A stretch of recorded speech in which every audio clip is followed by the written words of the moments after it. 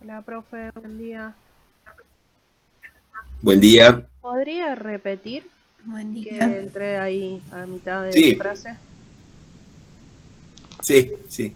La idea era, mientras esperamos un poco que todo el grupo termine de entrar, en la reunión anterior habíamos planteado en la UP2 el abordaje clínico, la historia clínica, como, bueno, el examen físico, así esquemáticamente, no profundizamos, y algo de los métodos complementarios.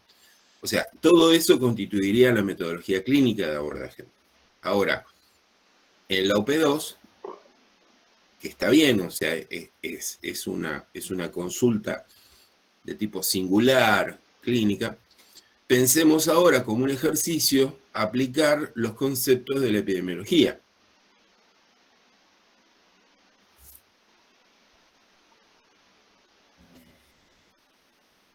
¿Cómo lo abordaríamos como un problema colectivo?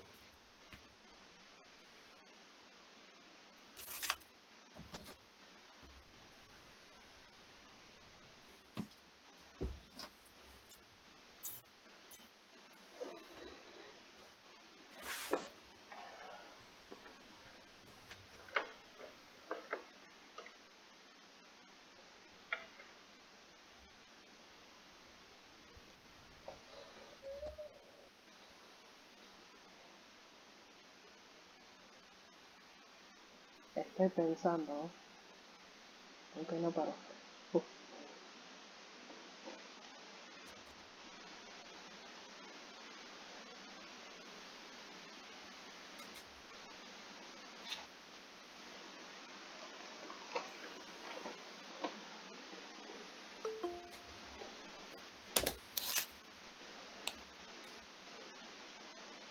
Bueno, son las 9:06. Vamos a ir comenzando, ¿les parece? Sí. A ver, la idea sería pensar uno de los problemas planteados allí, digamos, cuál sería el problema más importante que aparece en esa UP2 para ustedes.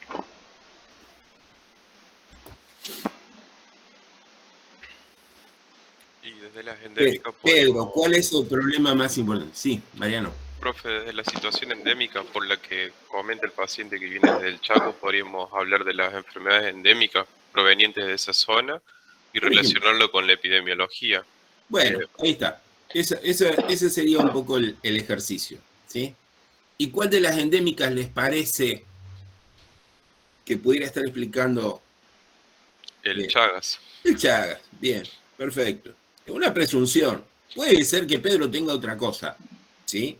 Sí. Tenemos que estar preparados clínicamente para los diagnósticos diferenciales, para encontrarnos con otras hipótesis, para que en el ejercicio de la historia clínica aparezcan otros elementos que nos hagan confundir o que nos orienten hacia otra dirección, ¿sí? Pero vamos a suponer, así esquemáticamente, que un diagnóstico presuntivo con cierto razonamiento y ciertos fundamentos pudiera ser que Pedro tiene Chagas. Bien, ¿cómo pensamos el problema del Chagas en este caso, desde el punto de vista epidemiológico. ¿Cuáles son los conceptos que tendríamos para, por ejemplo, una visión epidemiológica descriptiva? Podría pensar, ser, profe, que es... Ah, ¿Cómo? ¿Gabriela? no, que hablamos las dos juntas justo con Gabriela. Sí. Yo pensé del lado de que puede ser un brote, que si él está afectado por el Chagas, algún miembro de su familia también puede estar afectado, o algún miembro del lugar de trabajo, o del pueblo, Sí. o de la ciudad donde reside. Bien, puede ser eso. Gabriela, ¿qué era lo que aportabas? también como es una enfermedad de notificación obligatoria, también podríamos pensar que hay que indagar sobre las condiciones de vivienda en la que está Pedro, o si, por ejemplo, si ya nació con esa enfermedad, si la madre la tuvo, todas esas cuestiones habría que indagar también. Bien. Yo les voy a contar una historia, a ver cómo vamos hilvanando la información y los datos, porque Estefanía dice que podría ser pensado como un brote, y Gabriela dice que habría que fijarse en las condiciones de vida. No sé si está bien así como lo estoy planteando, Gabriela. Vos no hablaste de condiciones de vida, pero hablaste de vivienda, ¿sí?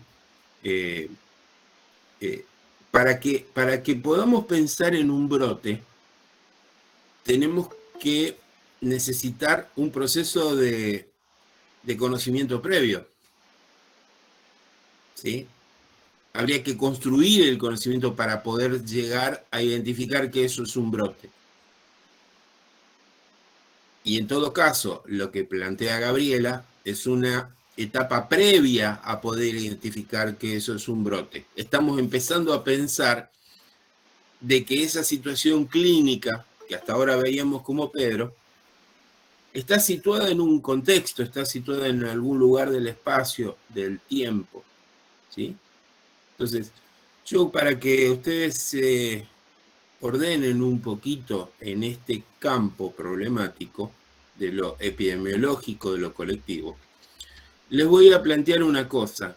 Acuérdense que toda epidemiología, y empezando por la descriptiva y todas las demás, comienza en la identificación de un problema en tiempo, lugar y personas.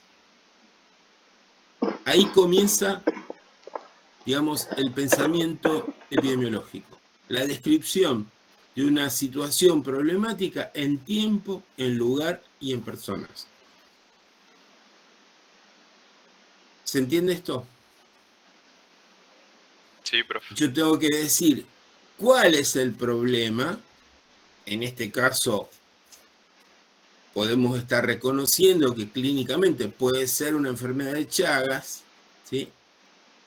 Y entonces tengo que, para poder ordenar eso, tengo que decir, ese Chagas está ocurriendo en un tiempo determinado, en un lugar determinado, y está afectando a determinadas personas. Vamos a ejercitar un poco eso. Los escucho. Profe, ¿eso no me determinaría también lo que llamamos noción de foco?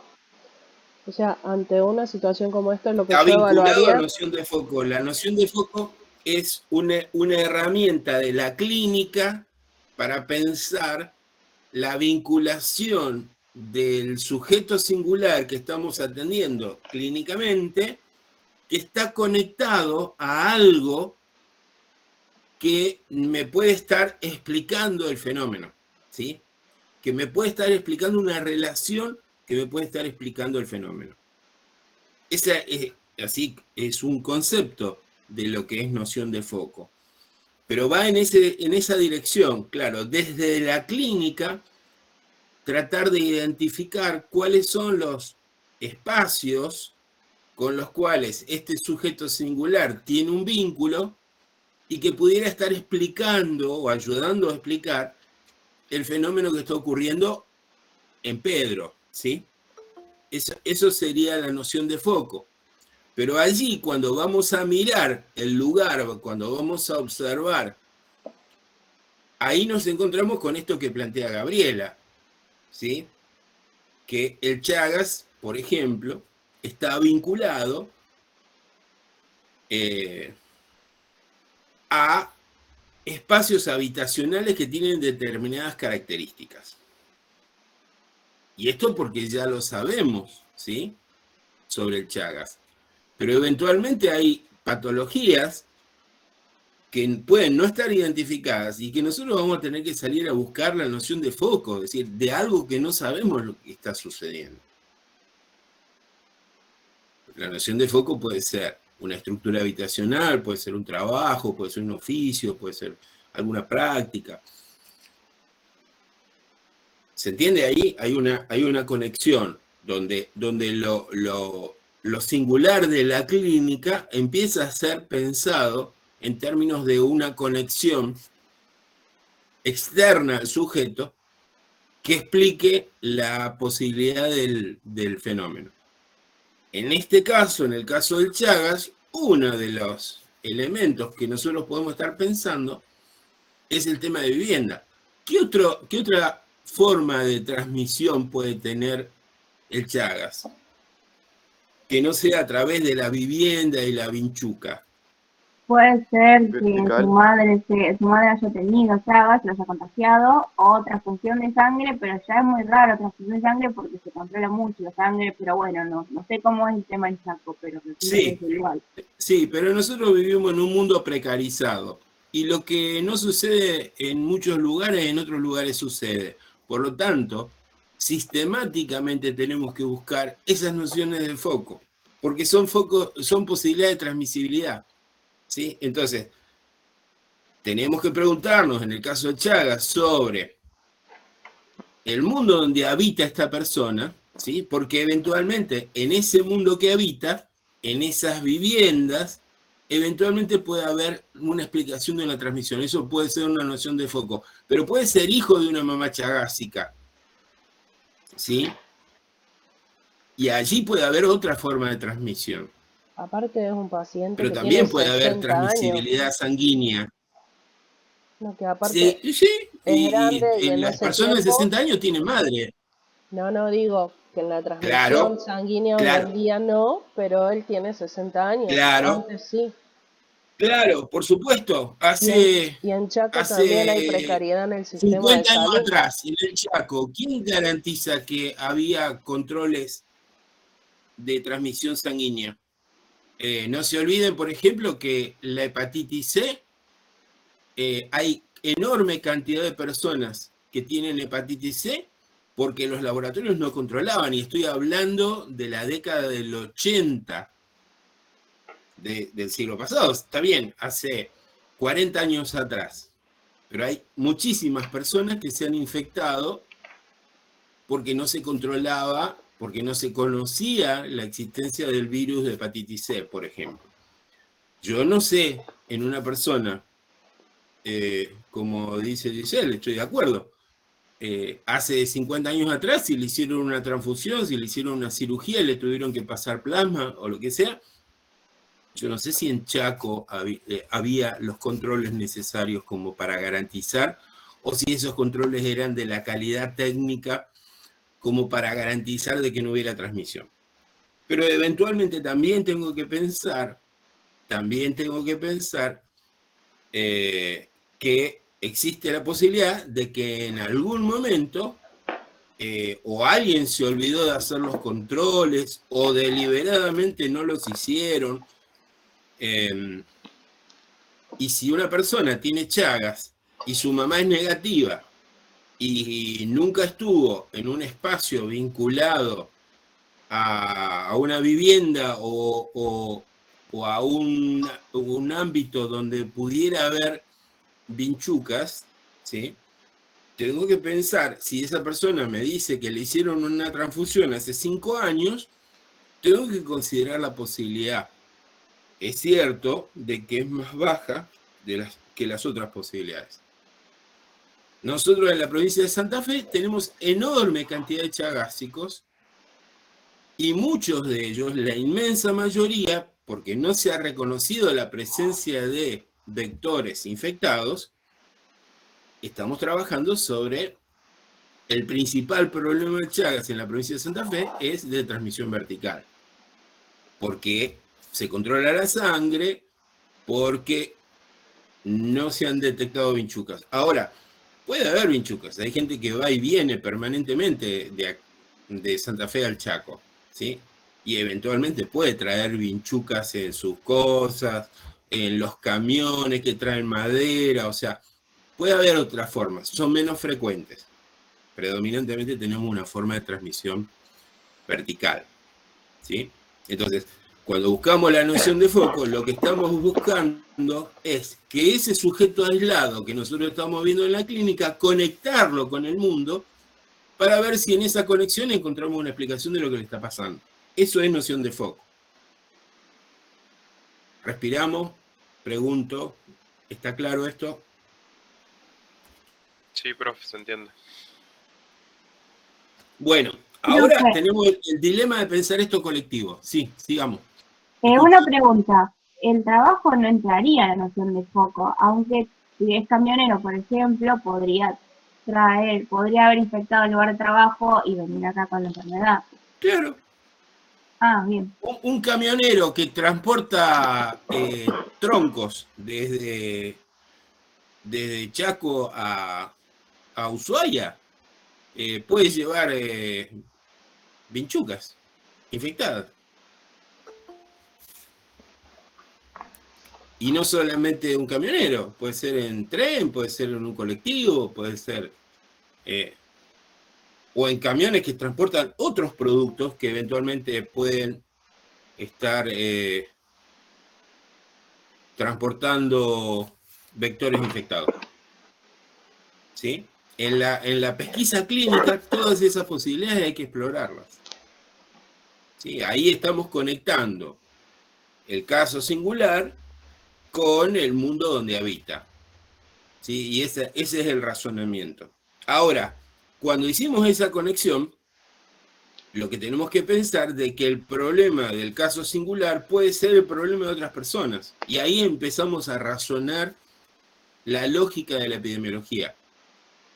Hay una epidemiología que se llama epidemiología clínica, que justamente ubica este espacio entre la clínica y la epidemiología. ¿Sí? No quiero profundizar mucho en eso porque les voy a complejizar mucho la cosa, eso ya lo van a ver más adelante. Pero existe ese espacio, el pensamiento clínico-epidemiológico. Y lo van a encontrar ustedes en cualquier libro de clínica más adelante. Van a encontrar en cada patología un espacio que se llama epidemiología clínica. Ahora vamos a pensar en la epidemiología. Pensamos las conexiones de Pedro con posibles nociones de foco. ¿Cómo este problema de Chagas se hace colectivo? ¿Qué tenemos que poder decir? Tenemos que hacer primero una ubicación temporoespacial y de las personas afectadas. Eso es el inicio de la epidemiología descriptiva. ¿Se entiende lo de temporoespacial y de las personas afectadas? Vamos a abrir un poquito eso. Profe. ¿Qué es lo temporal? Profe. Que tenemos que considerar en la epidemiología. Y, profe, principalmente tendría que ver con la incidencia y la prevalencia de una enfermedad. Si hay una enfermedad que se propaga por el tiempo o es solamente un brote que se está dando ahora. Y después cuando hablamos del lugar en donde se está dando la enfermedad, si está delimitada por el espacio o no, o cómo es la región en donde se está dando, cuáles son las características que tiene que haber para que se dé esa enfermedad. Y después cuando hablamos de las personas, hablamos de la cantidad de personas que están afectadas, si hay una mayor incidencia o no de casos de esta enfermedad. Cantidad y calidad de personas. ¿Sí? Cantidad y calidad de personas.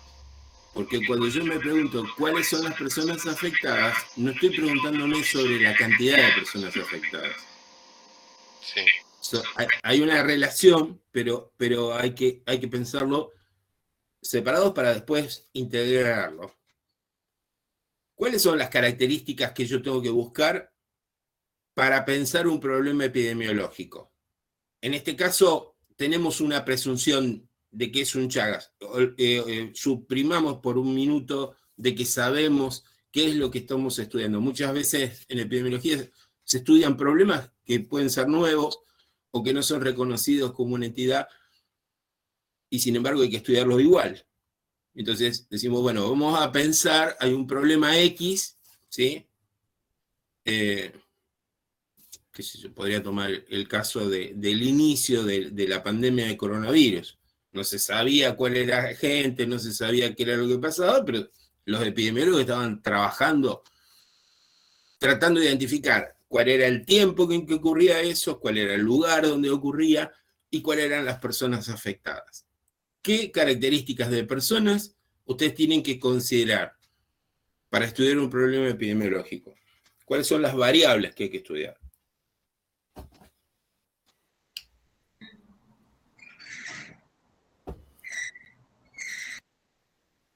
El sexo, la edad. Uh-huh. Claro, si a qué grupo etario pertenecen, si a las personas que están afectadas, por ejemplo, trabajan de la misma cosa, si viven en el mismo lugar, si a todos le agarra de la misma forma, con las mismas características, o es distinto el cuadro en las distintas personas. Sí. Si es inmunocompetente o inmunodeprimida. Ajá. ¿Qué otras variables les parece que pudieran considerarse en un proceso de salud-enfermedad? Las El condiciones nivel educacional, económicas. Bien. ¿Qué más? Situación económica. Claro. En situación económica habíamos dicho de que hay dos abordajes, o estratos sociales, que es capacidad de consumo, o inserción en el aparato productivo, que es clases sociales. ¿Sí? ¿Qué otras cosas, qué otras variables hay que estudiar?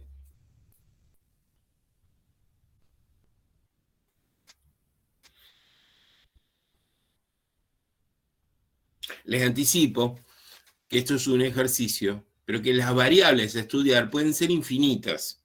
Depende del problema. ¿Sí? Yo puedo estudiar una patología oftalmológica y puedo considerar de que una de las variables que necesito estudiar es el color de ojos, por ejemplo, para ver si se afectan de manera igual o desigual. ¿Sí? Las variables que se estudian están definidas de alguna manera por las características del problema. Cuando no conocemos el problema es una cosa, cuando lo conocemos nos vamos orientando y vamos buscando de estudiar variables que eventualmente pudieran darnos alguna orientación. ¿Se entiende esto del ejemplo de la patología ocular? Sí, profe. Bien. Simplemente un ejemplo, ¿no? O sea, algo que no se nos ocurriría por allí, pero que básicamente podemos tener la plasticidad de buscar variables en relación a la naturaleza del problema que estamos estudiando. Básicamente, las elementales infaltables son sexo y edad. ¿Y con qué relacionamos para poder tener una noción cuantitativa? Si identificamos los casos, ¿sí? Y decimos que las personas hay que clasificarlas por sexo y edad, ¿con qué vamos a relacionar esas variables para construir indicadores? O para tener una noción cuantitativa del problema.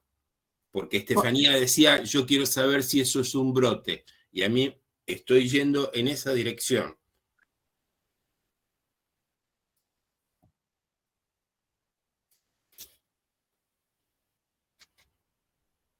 con la Eso, población afectada. Por ejemplo, si es un brote de una enfermedad, la varicela, que es una enfermedad de la infancia, no me sirve de nada analizar los mayores de 50 porque voy a convenir analizar los menores de 10 años. bien, entonces, una de las características que tengo que en esta descripción de tiempo, lugar y personas es la población afectada y la definición de caso epidemiológico. ¿Sí? Yo tengo que definir qué es lo que estoy estudiando como caso, que no necesariamente el caso epidemiológico es igual al caso clínico. Me interesa que esto quede claro. ¿Se entiende la diferencia entre caso epidemiológico y caso clínico? No, profe, ¿cuál sería la diferencia?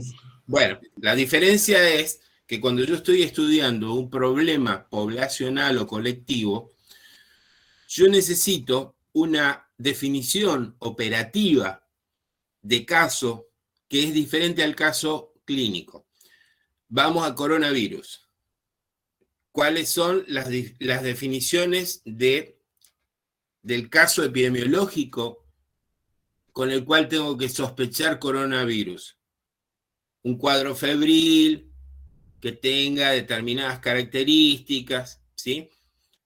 Pero ese cuadro febril que produce mialgias, que produce afectación de vías aéreas superiores, puede ser un montón de patologías clínicas diferenciables. Puede ser una gripe, puede ser una enorme diversidad de cuadros virósicos, por ejemplo, pueden dar con ese cuadro epidemiológico. Lo que pasa es que cuando yo trabajo en poblaciones, necesito una definición operativa de caso que sea más sencilla, más amplia y más sensible, menos específica. En la clínica yo tengo que definir hasta donde pueda y ser más específico. ¿Sí? Si yo busco tuberculosis, puedo definir tuberculosis en términos clínicos con determinadas condiciones, pero si yo busco tuberculosis en una población, tengo que ser más sensible, tengo que ser más amplio. Entonces, al ser más sensible, también voy a ser menos específico y entonces voy a definir que el caso epidemiológico de tuberculosis es el sintomático respiratorio, que lo defino como una persona que tiene un cuadro febril y afectación respiratoria de más de 15 días. Ese cuadro febril de tos y catarro de más de 15 días pueden ser muchísimas entidades clínicas definibles, pero estoy buscando un concepto que sea sencillo, que sea multiplicable, que la gente lo pueda comprender, que lo pueda pensar, ¿sí? Y no necesito ser tan específico. Con la definición de caso epidemiológico es probable que dentro de la definición de caso epidemiológico de tuberculosis entren otras patologías que no son tuberculosis, pero eso no es un problema. ¿Sí? Después haré la discriminación clínica y despejaré los casos que no lo son, pero me va a permitir un acceso a una problemática más colectiva. ¿Se entiende? ¿No se entiende? Sí, profe, se entiende. Para la clínica no me alcanza con que sea un sintomático respiratorio. Necesito otras cosas. Necesito identificar la estructura, las funciones, los signos y los síntomas son mucho más detallados, ¿sí? Y después tengo que probar la presencia del Mycobacterium, ¿sí? Eso en términos clínicos, en términos epidemiológicos, me alcanza con que para sospechar una tuberculosis, un sintomático respiratorio que tenga tos y catarro más de 15 días, con eso defino epidemiológicamente. Profe, entonces un caso clínico sería siempre más específico que un caso epidemiológico. Claro, claro. Perfecto. Y el caso, la definición del caso epidemiológico es más sensible. Esto quiere decir que permite sospechar y que no se me escapen casos, ¿sí? Pero el riesgo, al ser menos específico, es que entren casos que no son tuberculosis, tomando el caso de tuberculosis, ¿sí?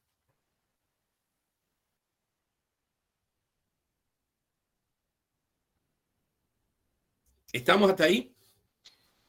¿Preguntas? Se entendió, profe. Bueno. Si hay alguien que no se queden con las dudas porque vamos avanzando en complejidad, de todas maneras, sí, después. Profe, Sí.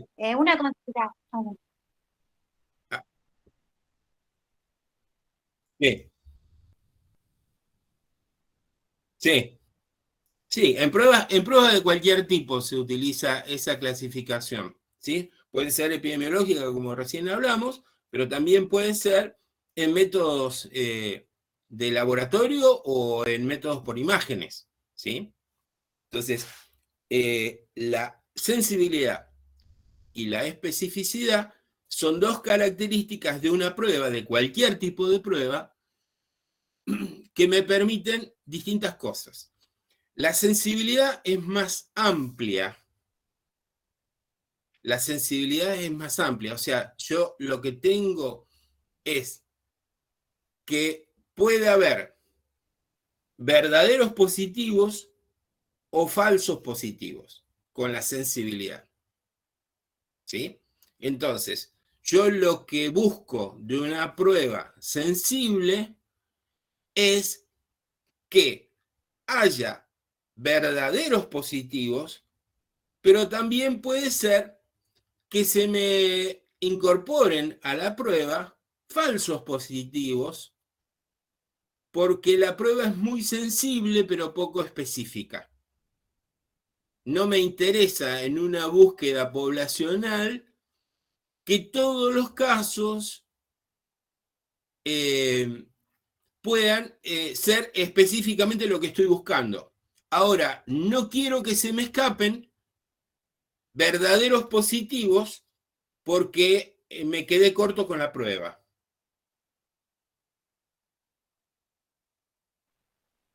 ¿Se entendió eso? Profe, por ejemplo, pongo un ejemplo para ver si entendí bien. Tengo Sí. un paciente de 30 días de tos y fiebre. Sí. O sea, mi pensamiento epidemiológico es tuberculoso hasta que es sospecha de tuberculoso hasta que se demuestre lo contrario. Y después Claro. voy al caso clínico con más especificación, digamos. Claro. Ah, Sí. La sensibilidad es amplia, es abrir la posibilidad, y lo que yo busco en la sensibilidad es que los verdaderos positivos no se me escapen, a riesgo de que entren falsos positivos. ¿Sí? La especificidad es para descartar los falsos positivos. En la sensibilidad los incluyo. En la especificidad busco descartar los casos falsos, que puedan parecer tuberculosis, pero que no lo sean. Tomando el ejemplo de la tuberculosis. ok, entendí bien. Gracias. Giselle, ¿qué vos preguntabas?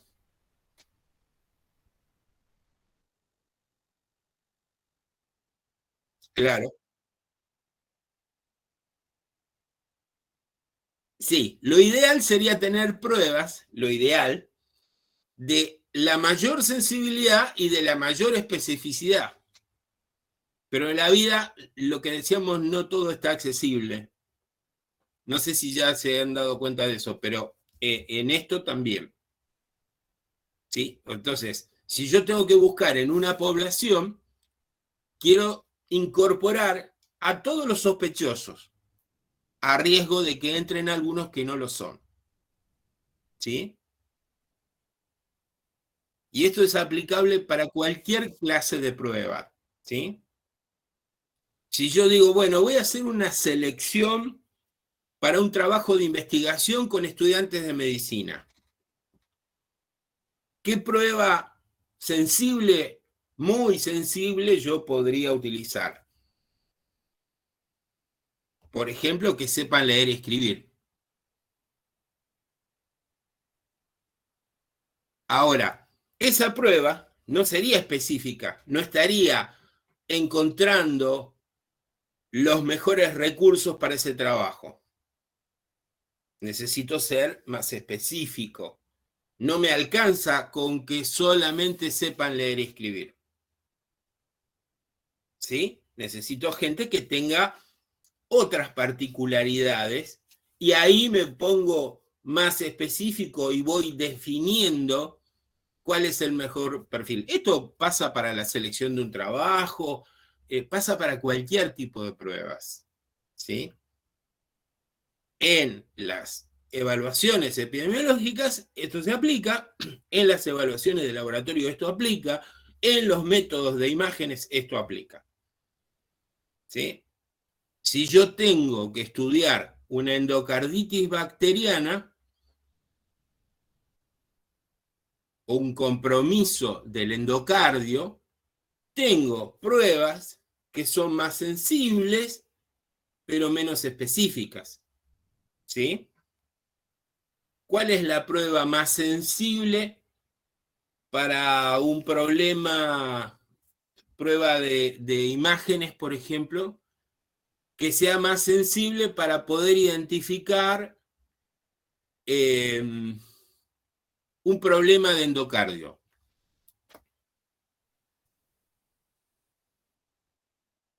Un ecocardiograma, bien. ¿Y cuál sería más específico de los ecocardiogramas? ¿Ustedes conocen los tipos de ecocardiogramas que se pueden hacer para una endocarditis?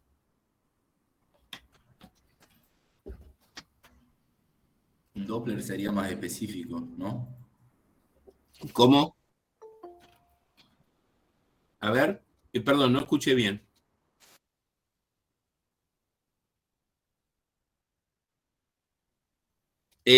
No, el ecocardiograma no sé si se hace con prueba de esfuerzo. No. Un Doppler. Eventualmente alguien puede hacer esa técnica, nunca lo escuché, pero puede ser. No, lo que necesito es que el ecocardio, que tiene un transductor, que tiene un elemento sensible, ubicarlo lo más cerca posible del lugar, porque necesito que me dé una sensibilidad mayor, acercarme lo máximo posible al lugar que estoy estudiando. Entonces, hay distintas técnicas de cómo se hace un ecocardiograma. Una es transmural, o sea, a través de la piel del pecho, y otro es intraesofágico. Porque si ustedes se acuerdan, la relación del esófago con las aurículas, si yo coloco un sensor de un ecocardio transesofágico, voy a estar muchísimo más cerca de las válvulas que si lo hago a través de la pared torácica. ¿Sí? Entonces, allí aumento la sensibilidad de la prueba.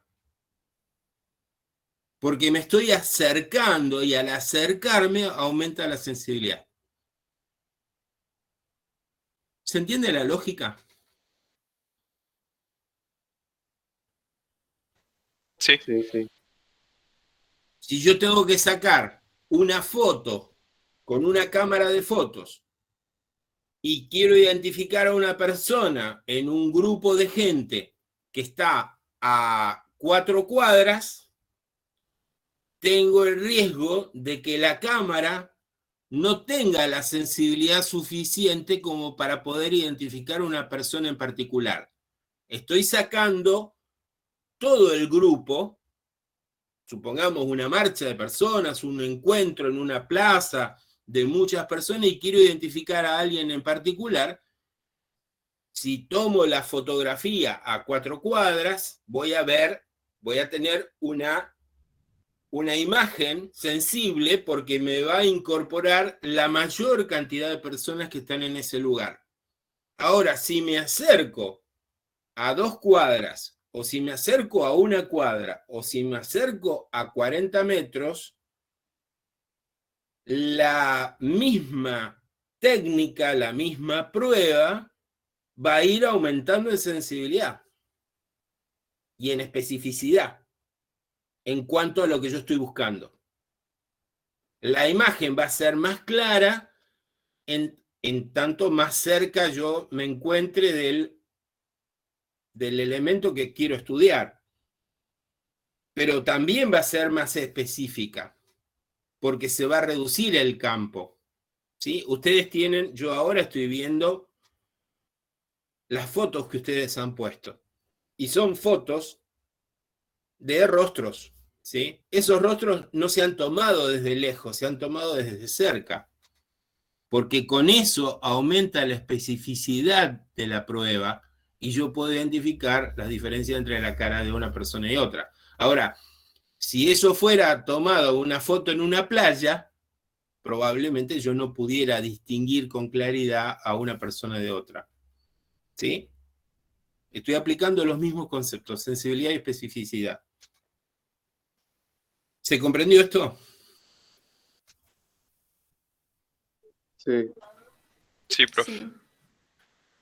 Cuando yo tengo que utilizar una metodología diagnóstica, yo tengo que saber que si tengo una diversidad de pruebas, ¿cuál es el porcentaje de sensibilidad y especificidad de esa prueba? ¿Sí? Y con esto, por supuesto, también voy a tener que relacionar con el costo, porque eso me da la accesibilidad. Voy a tener que elegir una técnica u otra de acuerdo a la sensibilidad o especificidad. Si yo tengo una prueba sensible, muy sensible, tengo que considerar de que algunos de los casos que pueden aparecer como positivos pueden ser falsos positivos. Por lo tanto, voy a tener la necesidad de combinar con otra prueba que sea más específica y que me discrimine a aquellos que son falsos positivos, los saque de la posibilidad de un diagnóstico y de la consideración de que ese caso es un verdadero positivo. ¿Seguimos adelante?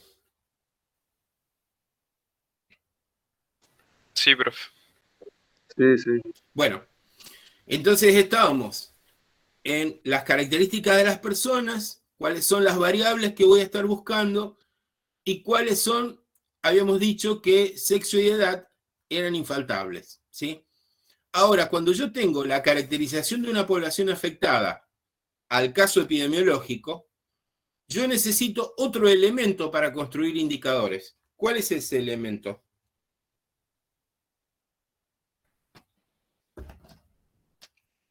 Acuérdense la estructura de los indicadores, que tiene un numerador y un denominador. Saber cuál es la población que está afectada sobre la total.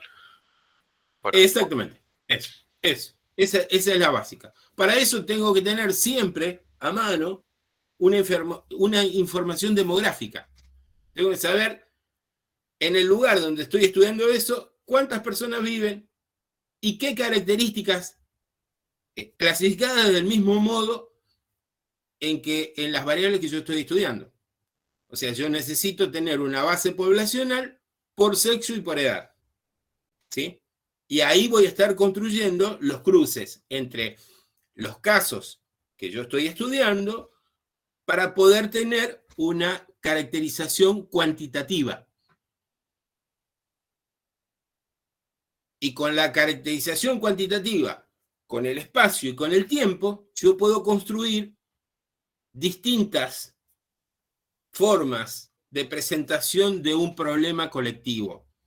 Y ahí puedo llegar a poder caracterizar lo que Estefanía preguntaba, si esto es un brote o no es un brote.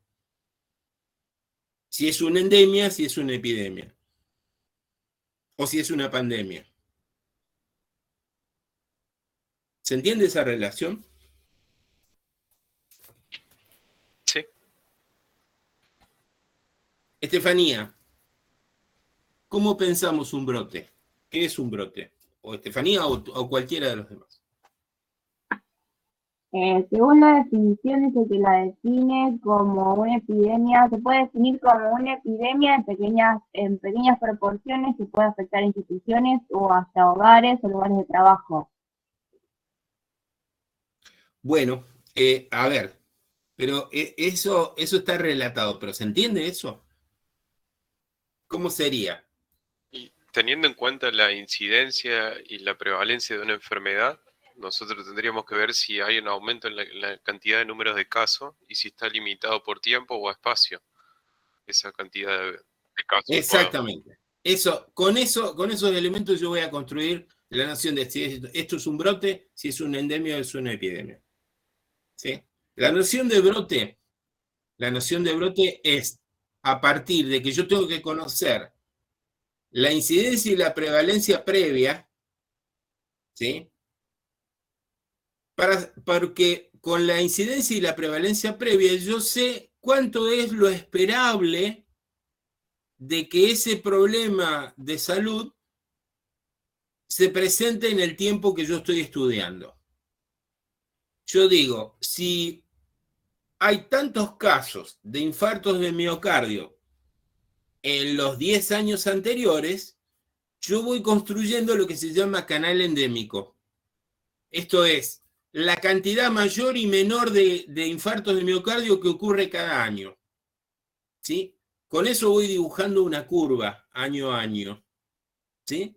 Que puede ir aumentando un poco, puede ir disminuyendo, pero entre los valores máximos y los valores mínimos de presentación, en este caso de un infarto de miocardio, yo sé que hay un rango entre la mayor cantidad de casos de un año y la menor cantidad de casos de ese año o de los años siguientes, hay un rango donde yo puedo esperar de que ese evento se presente dentro de ese rango.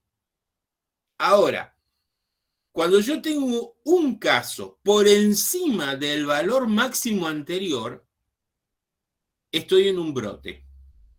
Y tengo que estudiarlo como un brote, porque está por encima de lo esperable. Yo no sé si va a ser solamente un caso más o si en ese momento se está disparando un aumento de casos que me va a llevar a una situación epidemiológica diferente.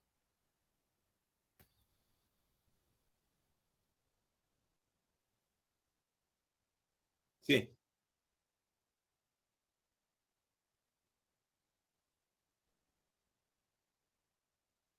Uh-huh. Uh-huh.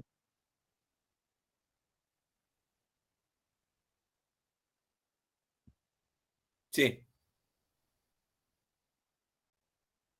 Sí. Sí. Es un brote focalizado porque está por encima de lo esperable. Si vos lo circunscribís a esa escuela y vos tenés que buscar la información anterior, decir, bueno, en los años anteriores, ¿qué pasó en ese espacio? Lo podés pensar por escuela, lo podés pensar por ciudad, por barrio, por provincia, por país, por región, ¿sí? Vos tenés que definir el espacio que estás estudiando.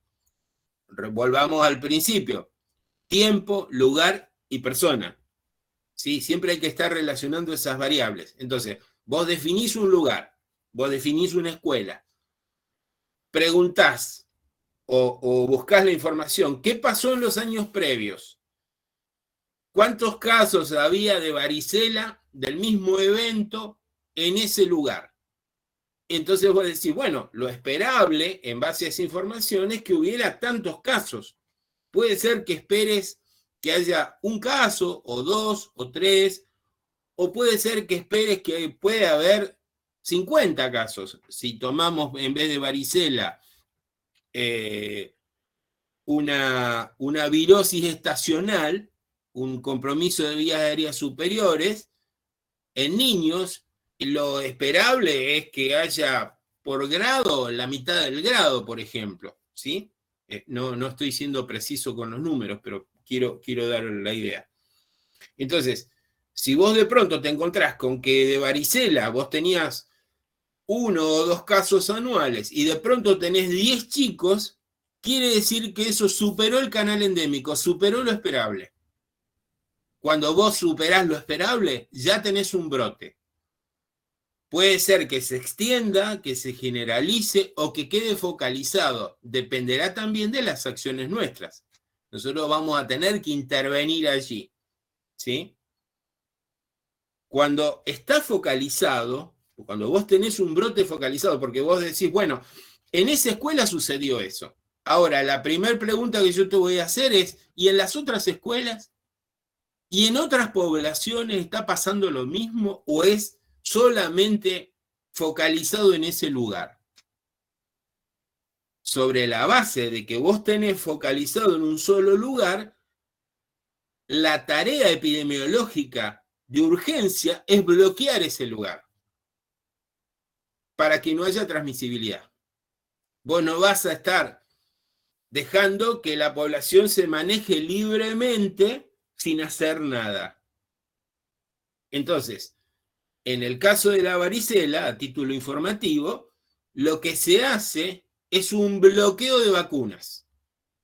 Se hace una vacunación de bloqueo en todos los contactos de los casos esos, garantizando que todas las personas que están cercanas y en contacto con ese brote focalizado constituyan una barrera de personas que tienen anticuerpos suficientes como para constituir un bloqueo de esos casos.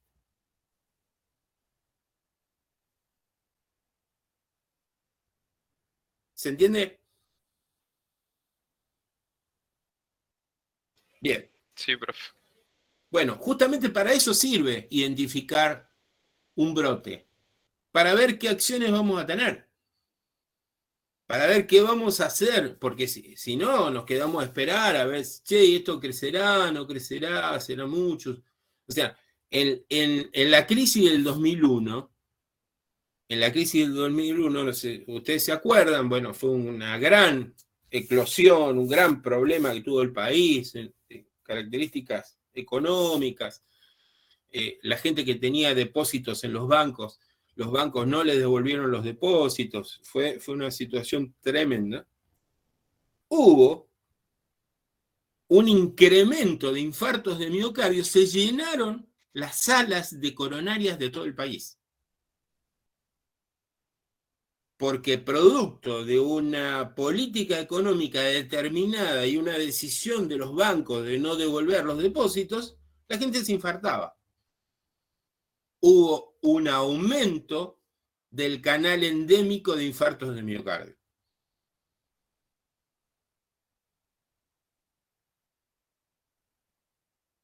¿Seguimos adelante o alguna aclaración más? Profe, una consulta con respecto a esto. Cuando hay un brote epidemiológico, Sí. ¿qué medidas de prevención se deberían tomar? ¿Serían medidas de prevención secundarias? Porque ya la patología está instaurada y tendríamos que ver cómo atenuarlo. Todas las medidas de prevención hay que tomar. Las primarias, las secundarias, las terciarias, todas las que correspondan.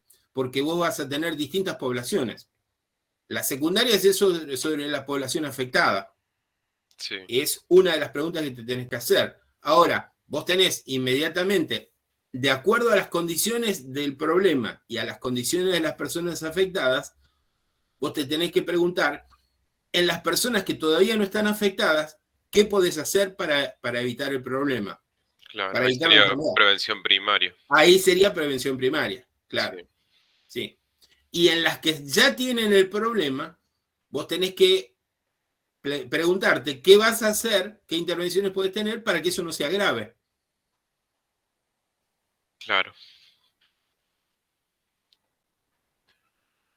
sí, entiendo, profe. Y es diferente. Entonces, Si vos podés tener problemas de distinta naturaleza. Algunas pueden ser transmisibles, otras pueden ser no transmisibles. Algunas pueden ser agudas, otras pueden ser crónicas. Te tenés que preguntar sobre la naturaleza del problema y tener una noción del periodo de incubación, por ejemplo, si fueran transmisibles. ¿Sí? ¿Cuánto tarda en contacto con el problema en manifestarse una enfermedad? Entonces, si vos tenés una situación focalizada como la varicela, vos tenés que preguntarte, de acuerdo al periodo de incubación, o sea, el periodo prepatogénico, ¿cuánto tiempo tarda, en este caso, por ejemplo, un niño o un adulto o un inmunodeprimido que ha estado en contacto con estos niños, cuánto tiempo tarda en manifestarse la enfermedad? Porque ahí vos tenés un margen de seguridad. Si vos tenés que el periodo de incubación puede ser hasta 15 días, vos tenés un margen de seguridad de 15 días y a los 20 o los 25 días, extendiendo el rango, porque las cosas son relativamente matemáticas, ¿sí? O sea, hay ciertas patologías que tienen un periodo de incubación que es más estricto y otras que son más amplias en el rango.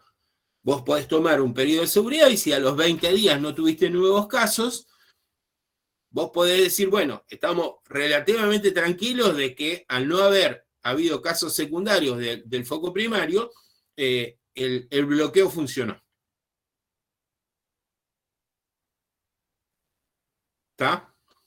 sí, lo entiendo ahora, profe. Bueno, después puede haber otras medidas de acuerdo al problema. En el caso, por ejemplo, del coronavirus, como no teníamos una vacuna para hacer bloqueos alrededor de los casos nuevos, la única herramienta que teníamos era el aislamiento. De los casos primarios, de los casos detectados, lo único que podíamos hacer es un aislamiento para generar un bloqueo epidemiológico que no se propagara la infección. Pero para eso teníamos que conocer el periodo de incubación. Entonces, estudiando eso epidemiológicamente, se llegó a definir de que las personas que habían estado en contacto con una persona confirmada por COVID-19, que habían estado en contacto hasta 48 horas antes del comienzo de los síntomas, eventualmente podrían estar infectadas. Entonces, a partir de eso se tomaron medidas de aislamiento. Todas las personas que hubieran estado en contacto con un caso positivo 48 horas antes de que ese caso positivo se manifestara, eran personas sospechosas de ser portadores de la infección. Eso es una definición epidemiológica.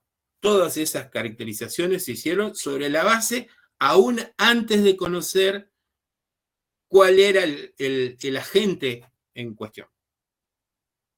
¿Sí? En las intervenciones epidemiológicas se puede intervenir, aunque uno no tenga la especificidad del agente. Pero tenemos que tener sensibilidad de la prueba. Entonces, toda persona que tenga un cuadro febril de síntomas aéreos de vías aéreas superiores, que tenga decaimiento, todas esas personas son sospechosas y que hayan estado en contacto con una persona confirmada. Eso es una definición epidemiológica. ¿Seguimos adelante? Sí, profe. Entonces, tenemos que identificar variables. Con las variables vinculadas a la información demográfica de la población y del espacio estudiado, vamos a tener las posibilidades de construir indicadores, tasas, razones o proporciones. ¿Sí? Y con eso vamos a ir ajustando el estudio, nos vamos a ir acercando al problema y vamos a tener distintas relaciones posibles. Los indicadores, ustedes conocen algunos, yo les recomiendo que para ser ordenados siempre tengan en cuenta que los indicadores hay que pensarlos en términos de los ciclos vitales de las personas. Las personas antes de nacer se embarazan, después nacen, después son niños, bebés, después son niños, cuando son niños van a la escuela, después que son adolescentes van a los boliches, mientras tanto siguen yendo a la escuela, algunos los que pueden, después ingresan en el trabajo, después establecen, o mientras tanto establecen relaciones afectivas o sexuales, se vinculan a distintas instituciones, van por distintos canales sociales, se van diferenciando, algunos son más privilegiados y otros son menos privilegiados, a partir de allí aparecen las distintas inequidades de clase, de etnia, de género, se van diferenciando, van teniendo distintos perfiles, distintas características de enfermar o de morir, y un día se mueren, ¿sí? Ese proceso biosocial de la vida de las personas es un ordenador de donde tenemos que buscar indicadores, según el problema que esté estudiando. Entonces, algunos indicadores los voy a construir sobre las tasas de embarazo, otros sobre los partos, otros sobre los recién nacidos, y los recién nacidos los voy a definir de 0 a 30 días, y después los niños de acuerdo a las distintas edades donde yo estoy estudiando el problema.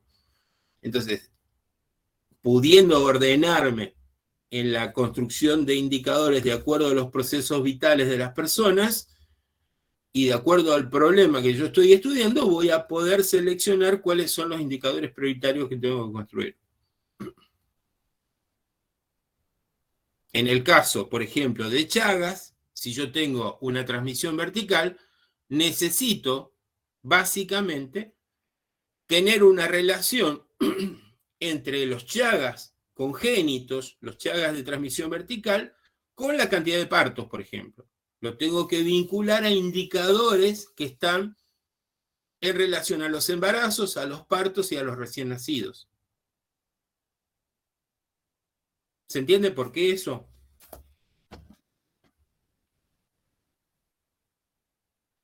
Sí, profe.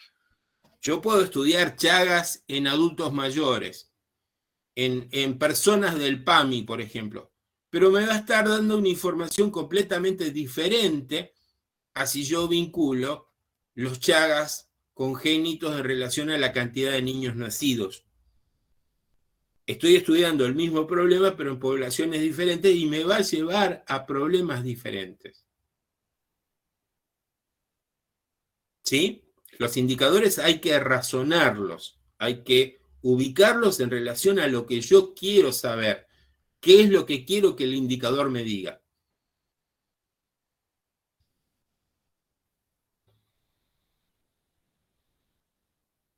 Bueno, ¿preguntas hasta acá?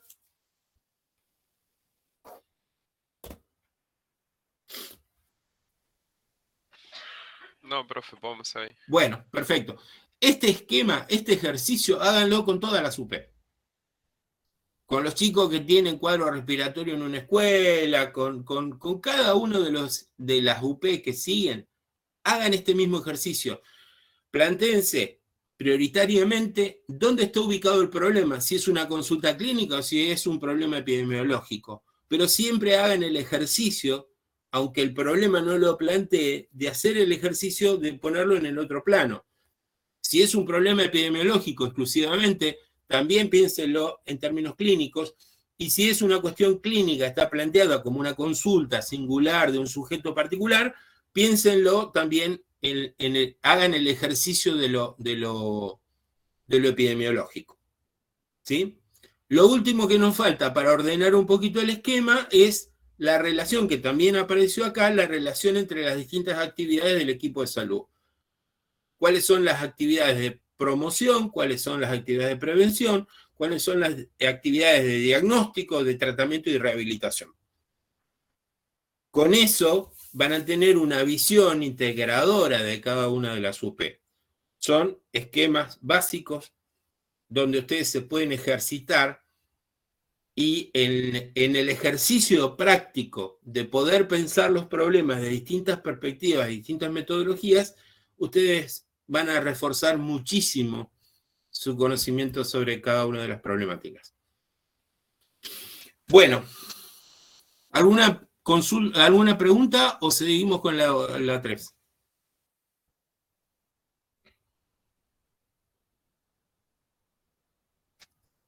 Bueno, ¿alguien que lea la UP3?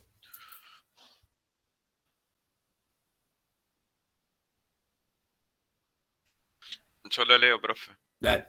La maestra de cuarto grado de una escuela urbana está preocupada porque el nivel de ausentismo de sus alumnos ha sufrido un aumento durante mayo y junio, debido a que muchos de ellos presentan tos, fiebre, secreciones nasales, entre otros síntomas respiratorios. Consulta a otros colegas que manifiestan lo mismo. Bueno, esta UP, ¿qué es? ¿Clínica o epidemiológica? Epidemiológico. Clarísimo. ¿Están todos de acuerdo? Sí. Sí, profe. Sí, sí. Bien. Puede tener, sí, a ver, vamos a hacer primero rápidamente el ejercicio. Tiempo, lugar y persona. Vamos a definir el problema epidemiológico.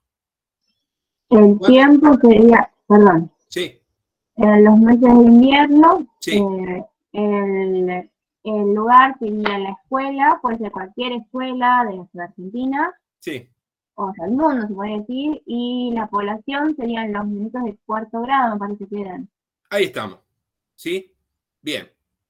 Entonces, rápidamente, ¿qué vamos a decir del tiempo? ¿Cuáles son las características de ese tiempo? Que hace frío, que Bien. hay un ambiente más cerrado, lo Sí. que trae, no sé qué más. Sí, en relación a esos ambientes más cerrados hay más hacinamiento. Sí. ¿Las necesidades nutricionales son iguales que en otro tiempo?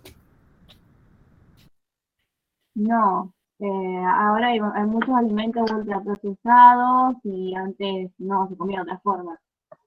Está bien, eso es una característica general, pero yo me refiero en relación al tiempo.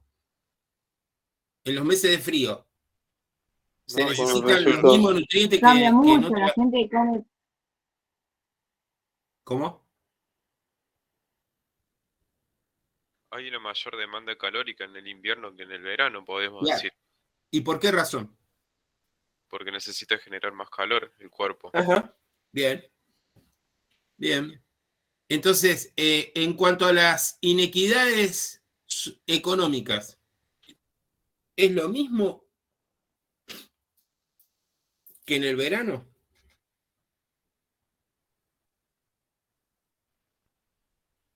Y no, una persona va a estar más, va a tener más riesgo, va a tener más riesgo una persona y va a ser más vulnerable una persona que tenga menos acceso económico para la alimentación.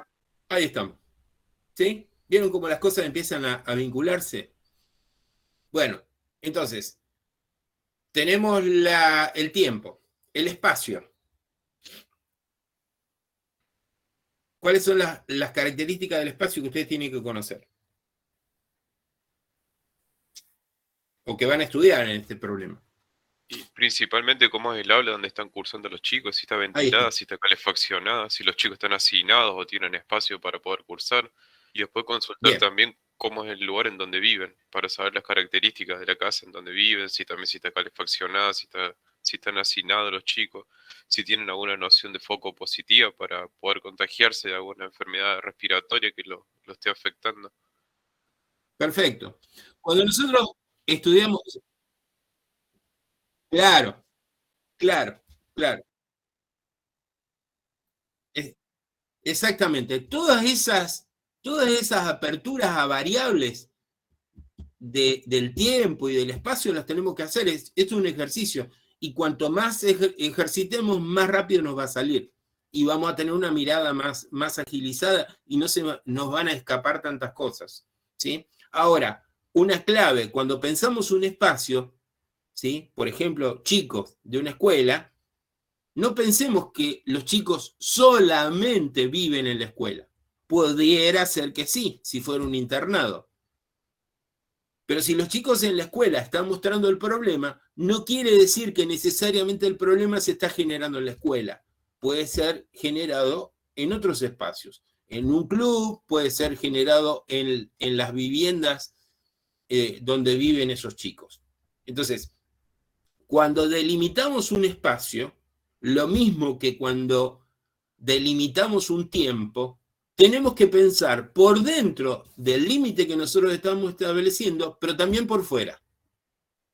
Cuando pensamos que es el invierno, la afectación, pensemos también en el verano, porque hay una sucesión temporal y los chicos no solamente viven de invierno en invierno, viven en invierno, en primavera, en verano, en otoño, en invierno y así sucesivamente. Cuando pensamos en un espacio, pensemos prioritariamente en la delimitación del espacio que nosotros estamos haciendo, qué pasa allá adentro, con todas estas aperturas que ustedes están planteando, pero también hagamos el ejercicio de pensar afuera de ese espacio. Porque por allí, a lo mejor estamos viendo que se expresa el problema en la escuela porque hay una maestra que está diciendo, los veo a todos juntos, ¿sí? Y entonces me llama la atención, pero esos chicos están en la casa y las mamás ven a lo mejor a cada una a su propio hijo, entonces no ve el grupo y no ve una dimensión epidemiológica que le llame la atención. En este caso, la maestra tendría mayor sensibilidad que las mamás, no porque sea más cálida o las mamás sean menos interesadas en sus hijos, sino porque está viendo una dimensión del problema que no se está viendo en otros lugares. En las casas, los chicos esos se están viendo como casos singulares aislados. En la escuela, la maestra los está viendo agrupados. Y lo que les llama la atención es el número de casos afectados. ¿Se entiende cuál es la relación? Sí, profe. ¿Y dónde se constituye el problema? La maestra lo ve, no porque sea mejor persona que las mamás, sino porque los ve a todos juntos. Y lo que le llama la atención es la cantidad de casos. Pero también le llama la atención otra cosa.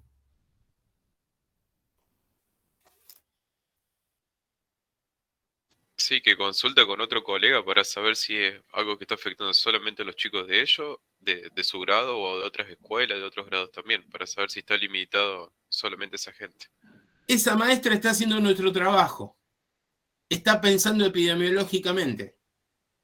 Está pensando que los chicos afectados, donde ella los está viendo, eventualmente pudieran estar afectados en otros espacios. Eso es pensamiento epidemiológico. Por lo tanto, siempre hay que considerar de que hay informantes claves, porque los únicos que miramos no somos los médicos, los únicos que entendemos sobre procesos de salud-enfermedad. Muchas personas de las comunidades tienen conocimiento y tienen saberes, o les puede llamar la atención, o pueden constituir una alarma que puede ser absolutamente prioritaria, digamos, de ser reconocida. Esa maestra pensó, o sea, tuvo la sensibilidad de darse cuenta que había un aumento de los casos dentro de su grado y salió a comparar con otros espacios. ¿Sí? Que es más o menos lo mismo que yo les estoy señalando en relación a que cuando aparece un llamado de atención sobre una determinada problemática, vean el espacio que están estudiando, pero también vean otros espacios comparativos, porque eso les va a dar una relación sobre si el problema está focalizado o está generalizado. En nivel particular, exactamente. A nivel de los grupos, exactamente. Claro, claro. Sí, exactamente. Pero las madres, ustedes acuérdense de que las madres van a las escuelas a llevar a los chicos y se quedan charlando con otras mamás a la entrada y a la salida de las escuelas. Por lo tanto, las mamás también pueden ser informantes claves. Y eventualmente enterarse de si este problema que tiene el hijo puede ser solamente singular o si también puede ser particular. Si a otros chicos le está pasando lo mismo. ¿Sí? ¿Se entiende eso? Sí, profe. Bueno, sigamos adelante. Tenemos la identificación de cuál es el tiempo, cuál es el lugar. Vamos a abrir nuestras miradas. Nos falta cómo serían las caracterizaciones de los chicos afectados. ¿Cuáles son las características que vamos a estudiar? La edad, el Sí. sexo me parece indistinto en ese programa, porque no es una enfermedad que solo afecta solamente a las nenas o a las nenes. Ah, Eh, vamos a ver eso, ¿eh? Ojo, bueno, yo estoy de acuerdo con lo que vos decís, Estefan, pero ojo que uno en la epidemiología se lleva sorpresas importantes. Porque, ¿qué bueno, pasa? Vos podés decir, y me parece que esta variable no. Y si las estudiás y te das cuenta que solamente los varones están afectados, ¿qué haces? Se te rompe la hipótesis. y Porque no no puedo, sería esperable que una virosis respiratoria discriminara entre varones y chicas. está bien, y no puedo no tomarla en un principio y después agregarla cuando me doy cuenta que se afecta a un género, a un sexo o género distinto. O la tengo, Si a los 3 días los chicos empiezan a morir, ¿sabés dónde vas a aparecer vos como epidemióloga? ¿Porque no estudiaste la diferencia? me imagino. Claro, no te lo quiero decir, Sí. pero Bueno, quiero ser gráfico, ¿sí? entonces, la edad, el sexo, Los estudios tienen que ser sistemáticos y ordenados. No podemos saltearnos cosas porque presuponemos que nos va a dar un resultado de X, ¿sí? Puede ser que haya variables que nos vayamos dando cuenta que están involucradas y que deberíamos haberlas estudiado en el transcurso del problema, ¿sí? Pero las variables básicas las tenemos que estudiar, sí o sí, sistemáticamente, metodológicamente hay que ser ordenados. Y cuando uno presenta una situación epidemiológica, tenés que tener esa información ordenada. bien, entonces la edad, el sexo, la población en total sería la cantidad de alumnos que hay en la sala, el grado creo que era, y la cantidad de niños que están enfermos, y yo Sí. tomaría las vacunas, porque ahora hay muchos padres antivacunas, a ver quién está Perfecto. vacunado y quién no. Sí. Después también los problemas respiratorios, o sea que también hay chicos que hacen broncoespasmo y todo, tienen problemas. Claro. Antecedentes podés tomar, por ejemplo. Antecedentes, Sí. y creo que nada más. O en un principio no tomaría nada más. Nutrición.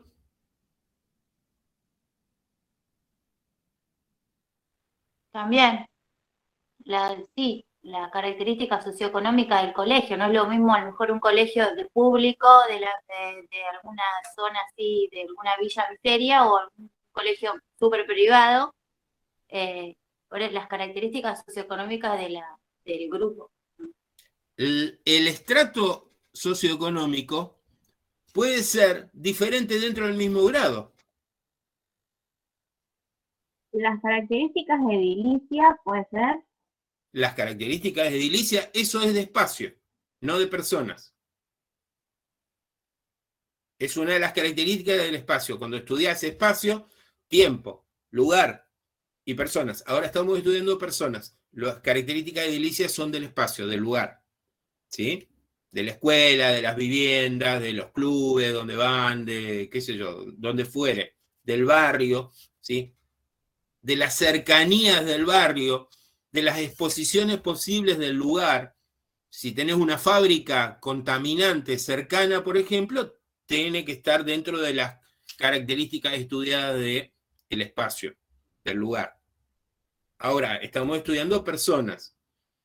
Entonces dijimos, sexo y edad no puede faltar, pero después tenemos que poder identificar, a lo mejor ser más específicos. Yo sugiero nunca dejar de lado las cuestiones socioeconómicas, tanto de estratos como de clase social, porque la clase social te da una información diferente a la de estrato. La de estrato es de acceso a bienes y servicios, de consumo. Ahora, la clase social es pertenencia a espacios productivos. Entonces, por ejemplo, si yo estudio esa población de chicos, puedo estar preguntándome, primero si trabajan, por ejemplo, porque pueden estar expuestos, pueden ser chicos que son recolectores, por ejemplo, de recicladores, ¿sí? Los chicos que andan por la calle con los tachos de basura buscando cartón, ¿sí? Y eso me puede estar dando una clave. Pero puede ser que no sean ellos los que en su vínculo laboral, pero pueden ser las familias, por ejemplo. Puede ser, por ejemplo, que haya chicos que son una parte del grado vive en la ciudad y otra parte vive en el campo. Y que tengan una inserción laboral que los está exponiendo a determinados problemas. Entonces puede ser que si yo estudio la inserción productiva que tienen esos chicos o las unidades familiares, me encuentre con una clave que me está explicando de dónde viene el problema. Por ejemplo, una zoonosis si fuera del campo. O puede ser un compromiso vinculado a agroquímicos. O puede ser que los padres trabajen en determinadas fábricas y que tienen contaminaciones de distintos tipos de elementos y que las llevan a la casa, por ejemplo, y los chicos se están afectando. ¿Se entiende la lógica esa? Es una lógica de pesquisa, de investigación.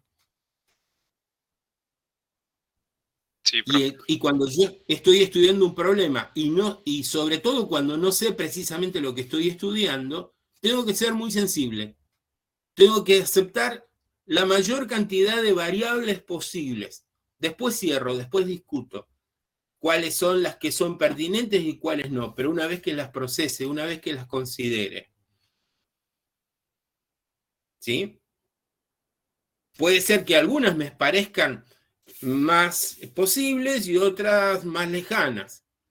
Ahora tengo que ir procesando esa información y buscando, porque en alguna de ellas me puedo estar encontrando con información que me dé la clave de lo que está pasando, de dónde viene el problema, por ejemplo. Porque puede ser una virosis respiratoria estacional de todos los años y siempre más o menos evoluciona del mismo modo. Pero cuando me entra un virus nuevo que vino de otro lugar, a veces se generan situaciones catastróficas, ¿sí? Y tengo que, cuando yo estudio el problema, tengo que estar abierto a la posibilidad de que haya una modificación en alguna de las variables que no estoy pensando. Entonces tengo que poder pesquisarla, tengo que poder considerarla. ¿Estamos hasta ahí? Ahora entonces estamos en condiciones de construir indicadores de cantidad, poder definir si esto es un foco, si es un brote, si es una endemia, si es una epidemia, ¿sí? ¿Dónde está ocurriendo? ¿Cuándo está ocurriendo? ¿Y a qué personas se está afectando? Entonces ahí puedo decir que tengo una mirada epidemiológica.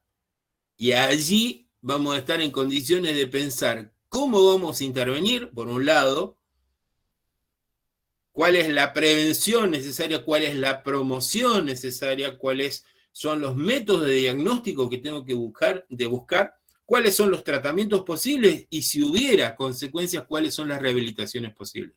Y ahí tenemos ordenadito el esquema. ¿Preguntas?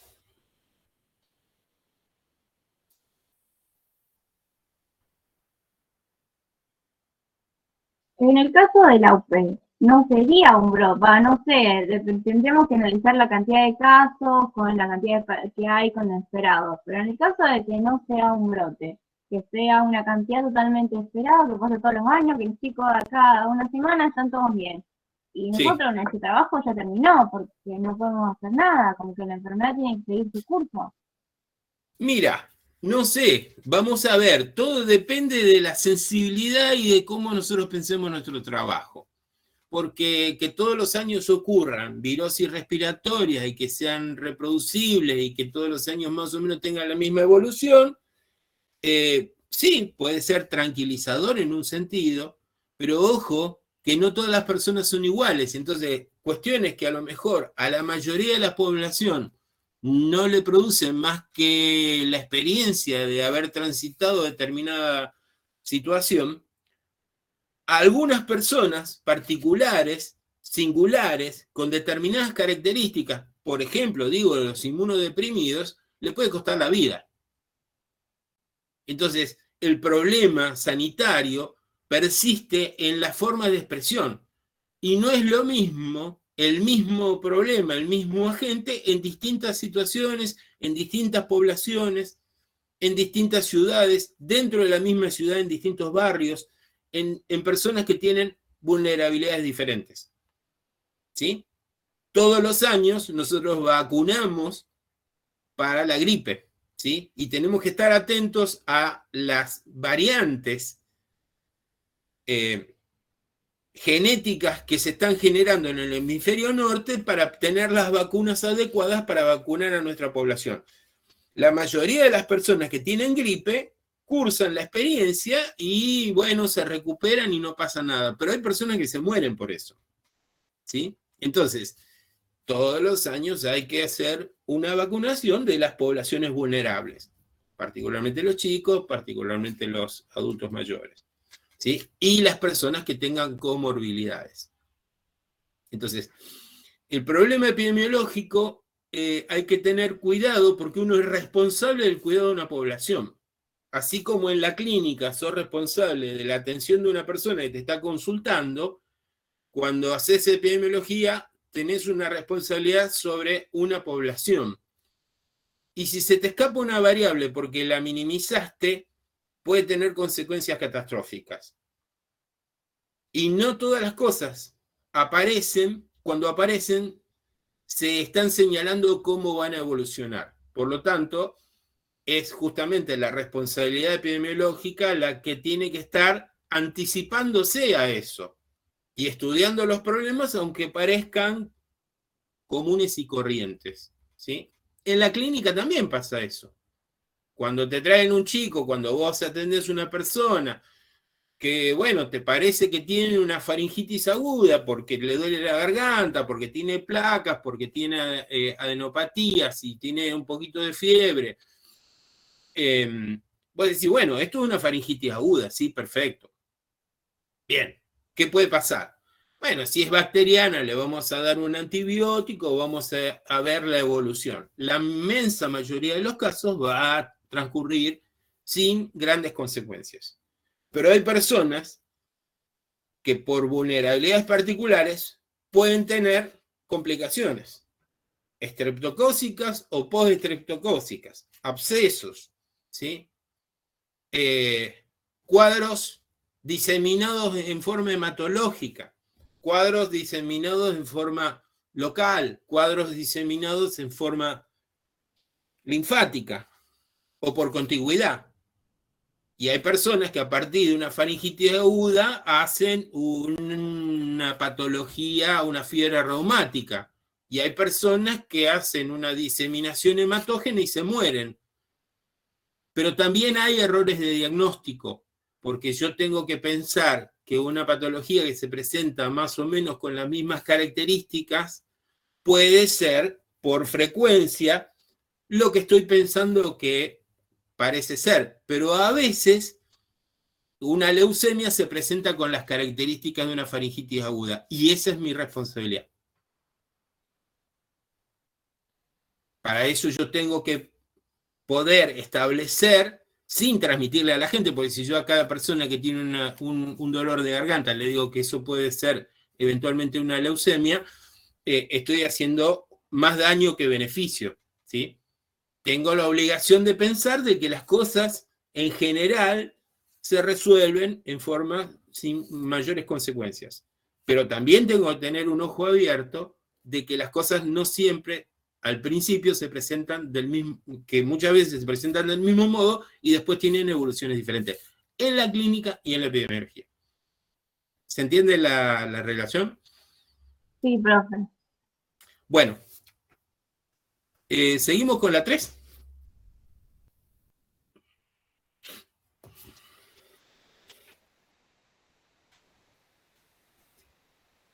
Sí.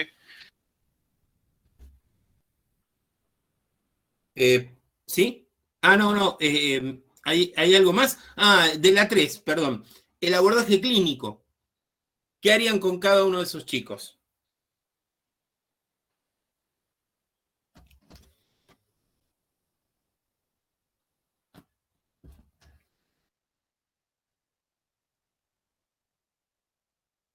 Claro. Claro, perfecto. Sí, sí.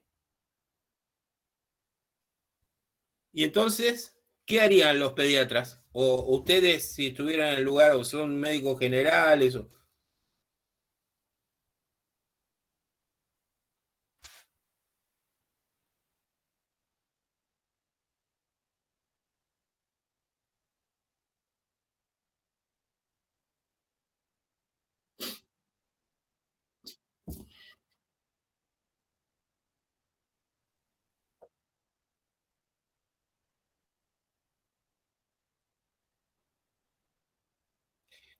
Giselle, el abordaje de los casos singulares tiene una metodología. ¿Cuál es? A través de la historia clínica. La historia clínica. Primero tenemos que hacer una historia clínica. En el contexto de esa historia clínica, todo lo que vos dijiste, Giselle, estoy de acuerdo. Ver el contexto, la ubicación, las nociones de foco, las condiciones de vida, todo eso dentro de la clínica. Eso se llama clínica ampliada, ¿sí?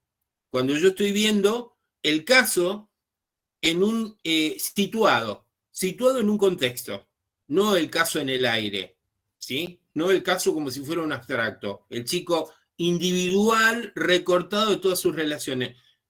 Eso puede ser un abordaje. Lo que estamos planteando es la necesidad de que esa clínica tenga una conexión con el mundo en que habitan las personas. Tanto sean otras personas como estructuras edilicias, como condiciones de vida. Sí, esto es clínica ampliada. La metodología es la historia clínica, con una perspectiva integradora, con una perspectiva de que la clínica se explica a partir de las conexiones con el mundo en que las personas habitan y las condiciones de vida que tienen. ¿Estamos hasta ahí? Bien, entonces, historia clínica, lo que ustedes ya saben. Identificación, nombre y apellido, domicilio, teléfono, dónde nació, dónde vivió, y todas las características de identificación, no como relleno de una planilla, sino como razonamiento clínico. Si yo tengo que pedirle el teléfono a una persona, tengo que estar en condiciones de poder explicarle para qué le pido el teléfono. ¿Para qué le pido el teléfono a una persona en una historia clínica?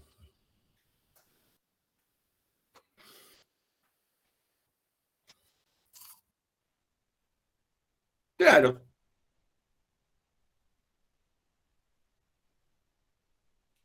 Perfecto. Bien. ¿Y para qué le pido el domicilio? Para poder ubicarlo y ver dónde vive, cómo son las condiciones de donde vive. Capaz que vive, no sé, en una zona periférica, no tiene agua potable, no tiene iluminación discreta, y ahí influye. Claro. Y para ver si en ese mismo lugar hay casos parecidos a este que yo estoy viendo ahora.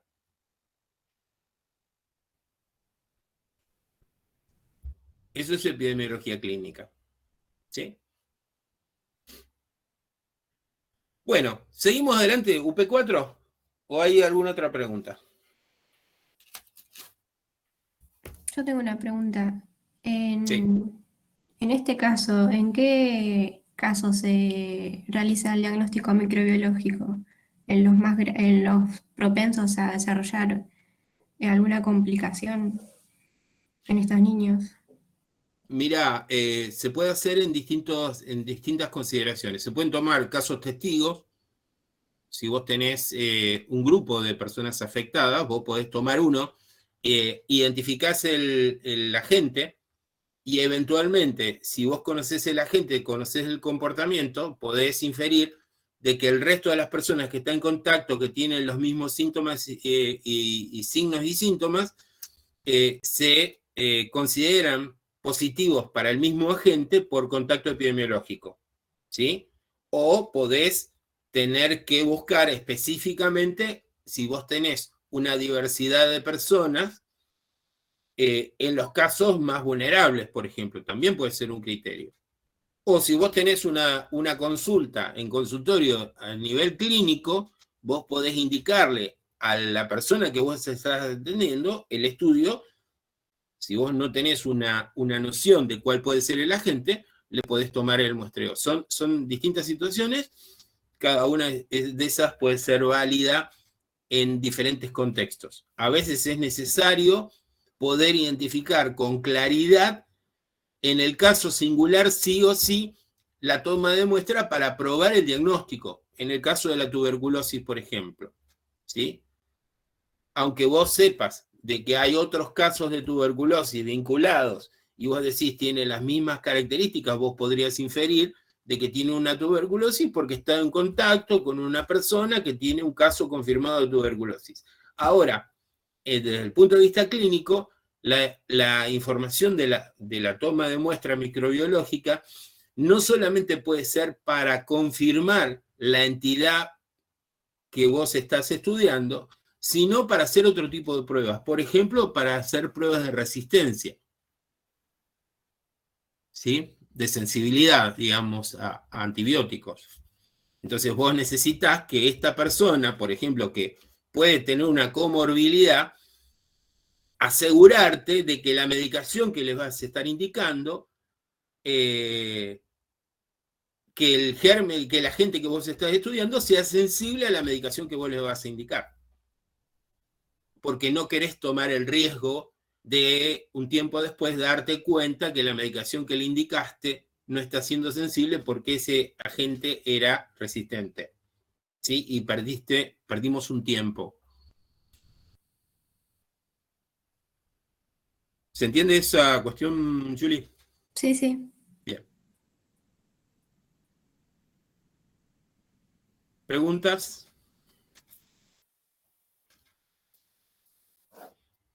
¿Pasamos al OP4? Sí, profe. ¿Alguien que la lea, por favor? Ahí leo, profe. Flavio, un niño con síndrome de Down de 4 años de edad, es traído a la consulta porque ha tenido náuseas, vómitos, dolor abdominal y varias deposiciones, semilíquidas en corto tiempo. En el interrogatorio, la madre expresa un cuadro parecido hace 2 semanas.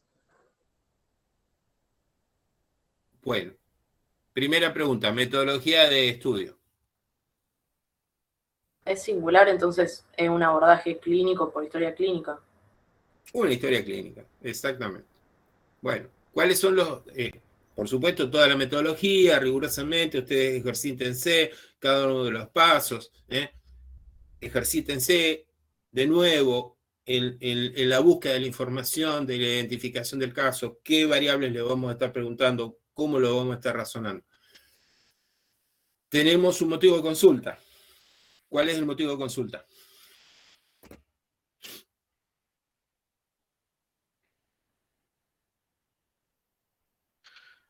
Tiene varios motivos de consulta: náuseas, vómitos, dolor abdominal y varias deposiciones semilíquidas. O sea, podríamos decir que también tiene diarreas.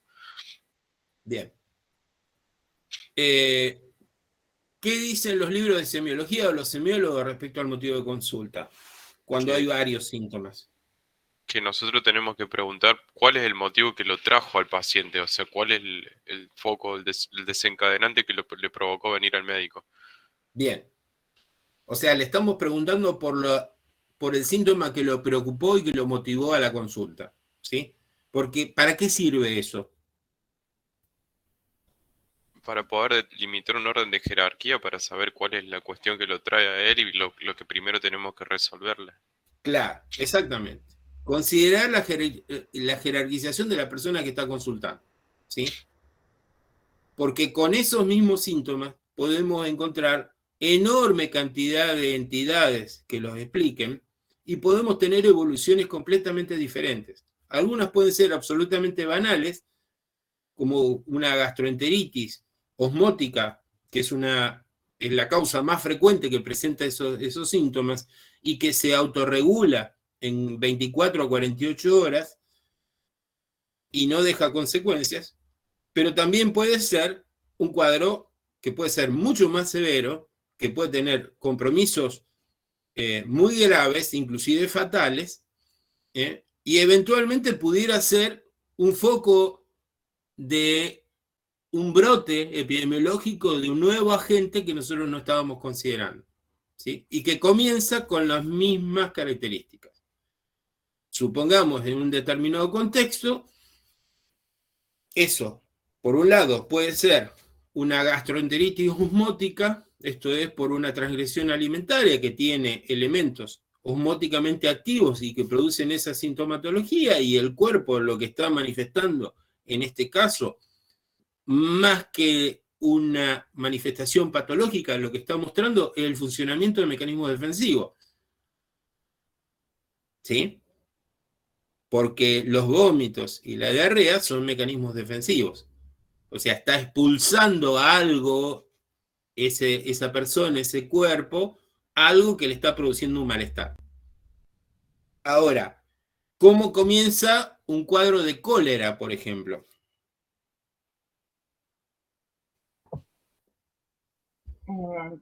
También tiene una diarrea acuosa con un agua de arroz.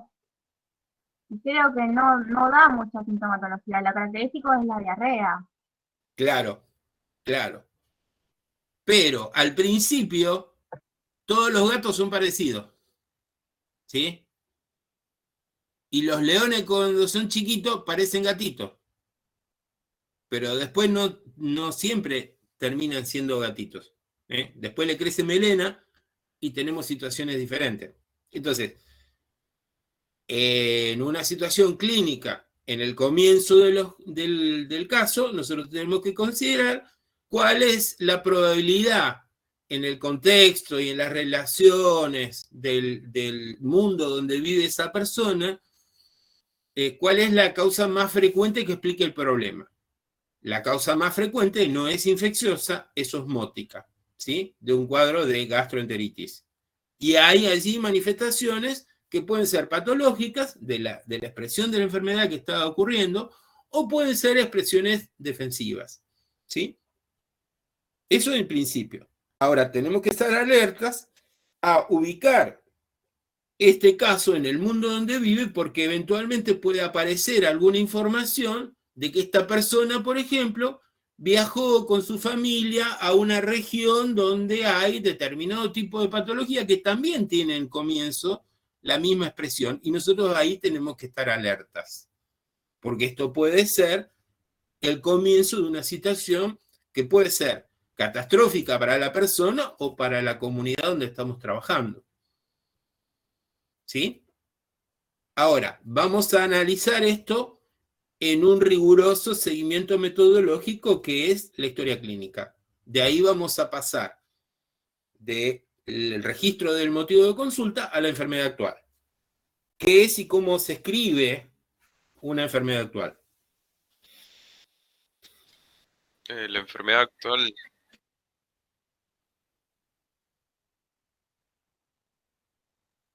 ¿Cómo? Sí, puede ser, puede ser. Hay a veces tecnicismos en la medicina de que más que una delimitación metodológica es un narcisismo de quien los ofrece. Sí, bueno, yo quiero destacarme por señalar determinados límites de cómo se hace determinadas cosas. Hay que ser operativos. O sea, las definiciones estas, más que la rigurosidad semiológica, eso es un criterio personal. Hay que ser operativos de acuerdo al grado de alerta y lo que estemos mirando. Si es uno, si son dos, eso realmente a mí me parece poco relevante. Es posible que ustedes se encuentren con docentes que digan, no, eso no puede ser así. Lo mismo el motivo de consulta. Si el motivo de consulta, hay gente que dice que tiene que ser traducido al lenguaje médico. Yo particularmente creo que tiene que ser registrado en el lenguaje del paciente, porque el lenguaje del paciente puede estar denotando información que nosotros suprimimos en la traducción. Porque el lenguaje de las personas que nos consultan es portadora de valores, de mirada, de sentido del mundo, y puede ser organizadora de prácticas, ¿sí? Entonces, nosotros en una traducción podemos estar creyendo que estamos poniendo un sinónimo y en realidad estamos ocultando información. quiero ser un poquito más claro con este punto. Si ustedes trabajan en una comunidad y te traen un chico porque tiene mal de ojos, ¿ustedes qué pondrían en el motivo de consulta?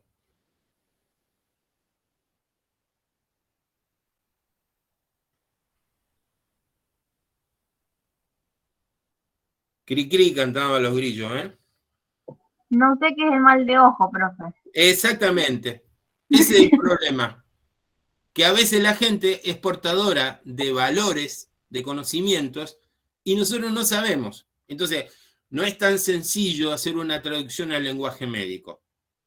Y ojo que en las traducciones a veces se pierden informaciones importantes. Entonces, lo que nosotros no sabemos le tenemos que preguntar a la gente.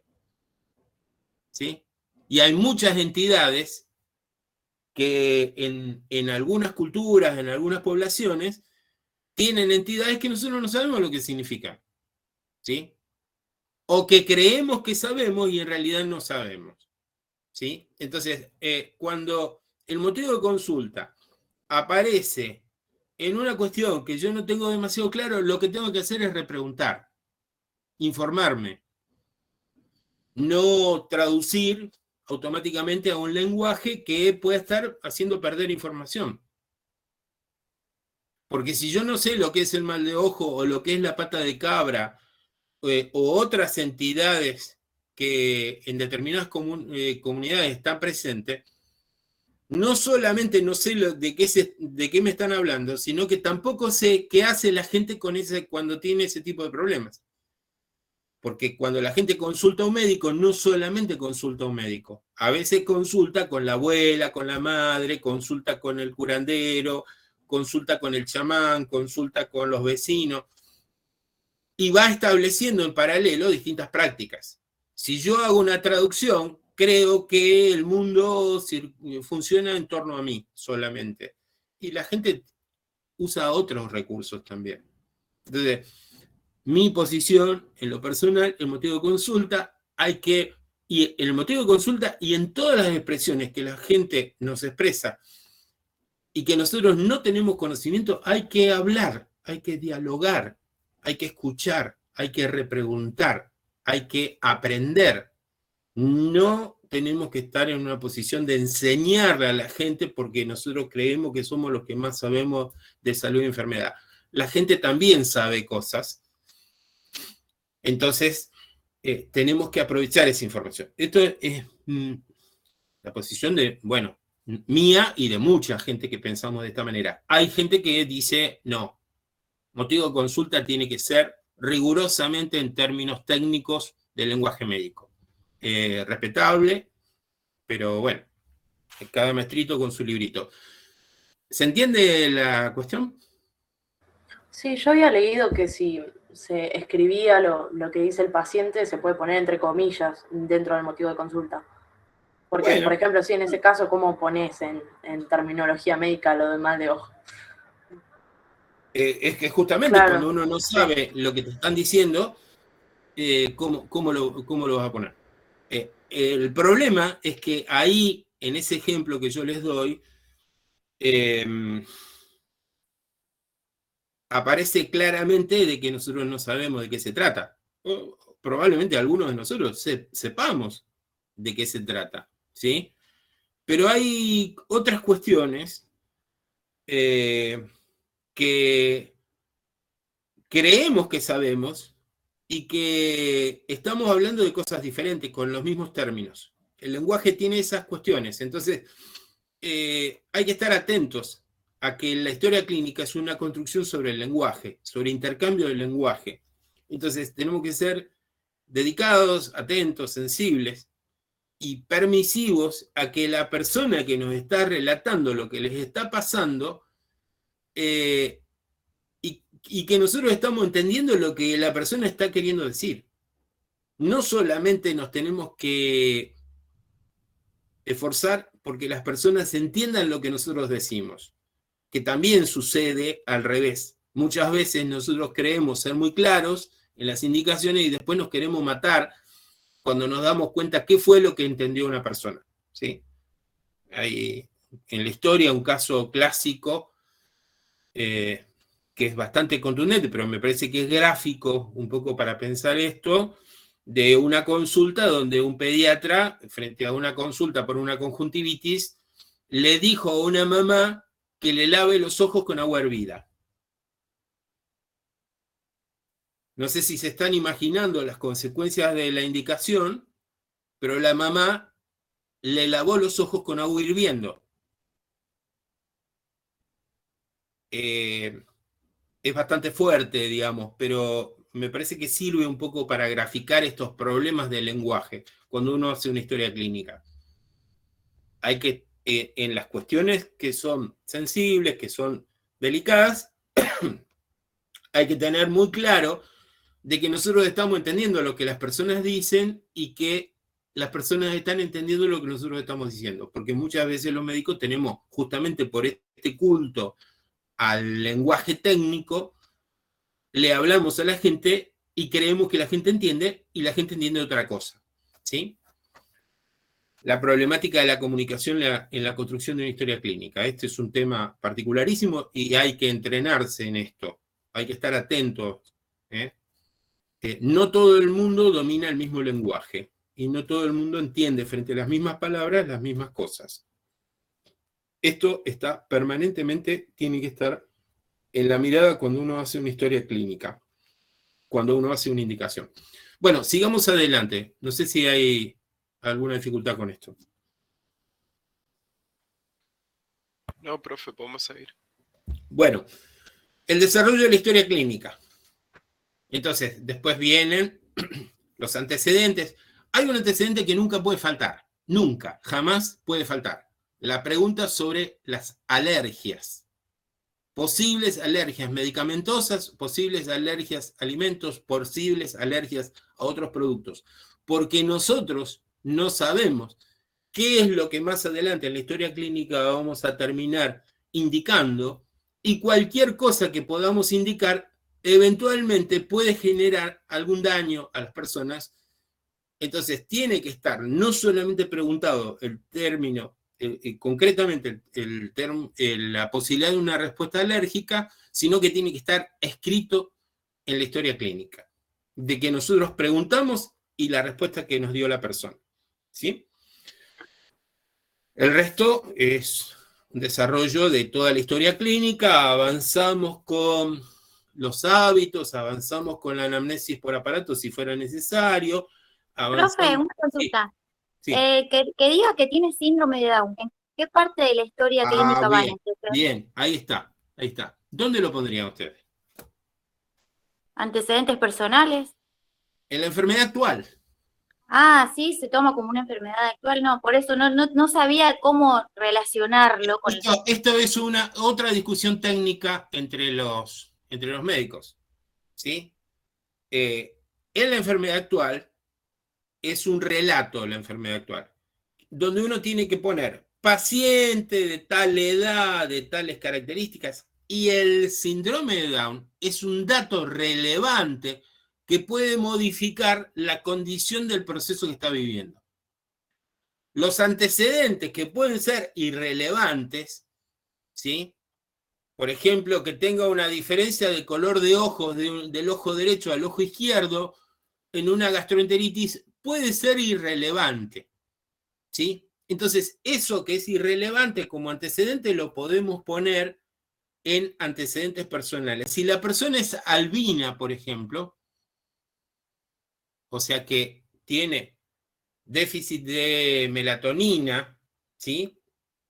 De pigmentos, puede ser irrelevante para determinados problemas. En ese caso va en antecedentes personales, pero si es relevante para el problema, por ejemplo, cáncer de piel, va en enfermedad actual.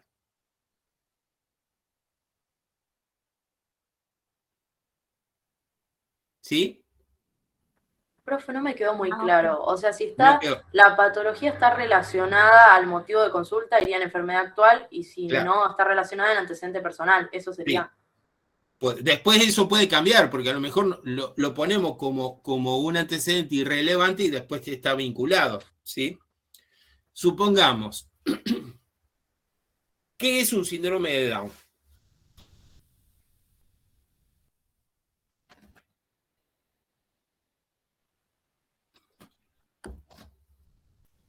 Un trastorno, un trastorno genético Sí, que da características a una persona.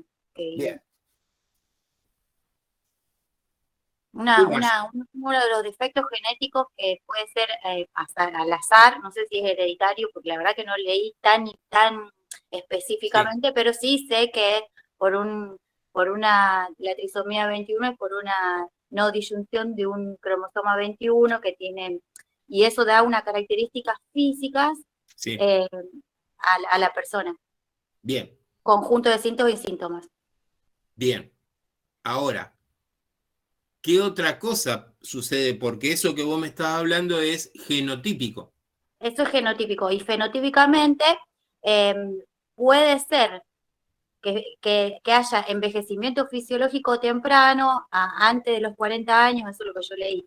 No lo Bien. relacionaba con la enfermedad actual de este cuadro gástrico, digo. Yo Bueno. no encontraba relación. Puede ser Bueno. que pueda... Sí. Está bien, eso es lo que estamos haciendo. Vamos a hacer un ejercicio para ver si tiene relación o no tiene relación. ¿Qué otra cosa es? Sí. No, que yo leí que puede tener relación porque sufre muchos problemas, bueno, vasculares, inmunológicos, no es solamente fenotípicamente o genéticamente, sino que le trae otras complicaciones. Claro. Bueno, ¿cuáles son esas complicaciones? Tienen mayor incidencia de enfermedades cardiovasculares, Sí. hay menor esperanza de vida, y también Ajá. había más incidencia de algunos trastornos mentales de base orgánica como el Alzheimer. Pero Bien. yo nunca leí algo que lo relacione con el motivo de consulta. Entonces, como que no entiendo la relación de por qué justo está en esta UP síndrome de Down. Bien, perfecto. Eso es lo que estamos haciendo. Estamos Muchos abriendo nuestra pueden, cabeza para pensarlo. muchos pueden ser celíacos, puede ser. ¿Cómo? Que muchos pueden ser celíacos. Pueden ser celíacos. ¿Qué otras cosas pueden tener? Menor coeficiente intelectual, deterioros en el lenguaje. Bien. Y entonces, una persona que tiene una gastroenteritis y que tiene menor comprensión, menor acceso a la comprensión de los problemas que le pueden estar ocurriendo, ¿eso significa alguna relación posible? Sí, habría menor apego a las terapéuticas. Por ejemplo, o habría una mayor vulnerabilidad porque la persona no está en condiciones de cuidarse sola. Habitualmente, si ustedes recuerdan los casos que pueden haber conocido, en general, muchas veces son personas que tienen limitada su autonomía y entonces transitan los espacios de la vida acompañados por otras personas, generalmente los padres o algún hermano o alguna persona que los está cuidando, porque son personas que tienen limitaciones en su vida autonómica, por distintas razones.